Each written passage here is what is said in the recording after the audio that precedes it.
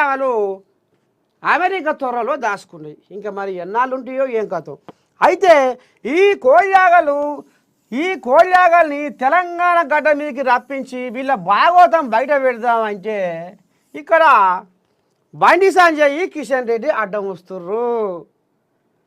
వాళ్ళు ఒకవేళ కేంద్ర ప్రభుత్వం నుండి ఒత్తిడి చేసి ఆ కోడియాగల పిలుచుకొస్తే వెంటనే ఆగ మేఘాల మీద ఎవరైతే ఈ ఫోన్ ట్యాపింగ్ కేసులో పెబ్బగా ఉన్నారో వాళ్ళ ఎవరెవరి అనుమతితోటి ఈ పని జరిగిందో, ఎవరెవరు ఆలుమగలు మాట్లాడుకుంటుంటే విన్నారో, ఎవరెవరు ఎలక్షన్ల ముందర ఏమేం పోండాలు కొట్టిర్రో అగో గా కథమతలవంతా ఇప్పి తెలంగాణ జనాలకు చెప్పొచ్చు అనేది రేవంతమయ్య ఆలోచన చేస్తుండు. కాబట్టి ఇప్పుడు రేవంత్ని కనుక మనం ఇంకా ఉరుకులో పెట్టిస్తే మన కారు రేపటి సంధి ఎందుకు గొరగాకుండా అవుతుంది, అణువు జడవలసి వస్తుంది, మన కారు ఉరుకులో పెట్టదు.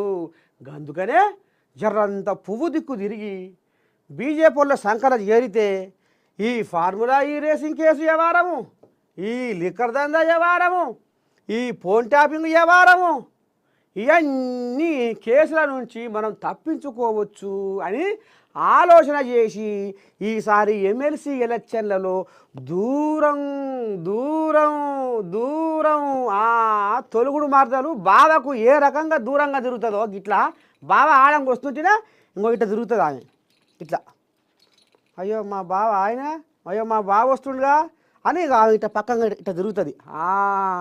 ఇప్పుడు కాంగ్రెస్ వాళ్ళు అంటే కాంగ్రెస్ వాళ్ళు కనబడితే ఇంకో ఇట్లా తిరుగుతున్నారు ఇప్పుడు కారోళ్ళు బాంబు. అదే బీజేపీ వాళ్ళు అంటే ఇట్లా సాయంకాలం ఎగిరి కూర్చుంటుర్రు. అంటే ఇప్పుడు మీకు అర్థమైంది కదా. ఇక ఈ భాగవతం అంతా నిన్న మనం చెప్పుకున్న ముచ్చటే, ఇక వీళ్ళ కొత్తగా ఏం లేదు.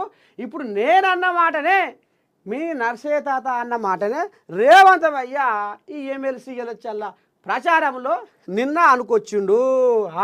ఇది కథ. మొత్తానికి ఈ రకంగా కేసీరావుకు అదురు జ్వరపడ్డది కాబట్టి బీజేపీ వాళ్ళ సంఖలో జరిర్రు. ఇక ఇప్పుడు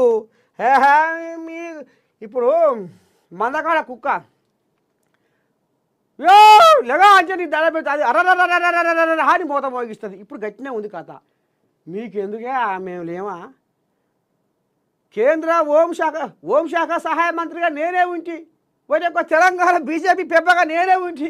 మా మాట కాదని మా మోడీ పోగడా రై సురేష మీకేం కాదు కానీ మేము ఉన్నాము అన్నట్టుగా ఈ కోడియాగలు లోపటంగా చీకటి వ్యవహారం చేసుకుంటా, చీకటి ఒప్పందాలు చేసుకుంటా గడికి ఇటు అటు నితిన్ గడ్కరీ కాడికి ఇక మోడీ కాడికి అది ఎప్పుడు చీకటి వ్యవహారం చేస్తున్నారు. చీకటి వ్యవహారం బీజేపీ వాళ్ళతోటి చేస్తున్నారు. కాబట్టి మాకు ఏం కాదు. పార్లమెంట్ ఎలక్షన్లలో ప్రచారం ఎటు మళ్ళీ కారుది. ఇప్పుడు కూడా కారుళ్ళు బీజేపీకి లోపడంగా మొత్తం అదే కథ. మొత్తానికి కాంగ్రెస్ రానియొద్దు, ఒకవేళ కాంగ్రెస్ పుంజుకుంటే మన పని ఖతము అనేది ఇప్పుడు ఇక్కడ కేసీరావుకు, కేటీ రాములకు, హరీష్ రావుకు బిర్రగా పట్టుకున్నది. ఇది కథ. అందుకనే ఇప్పుడు రేవంతం ఏమనుకొస్తున్నాయా అంటే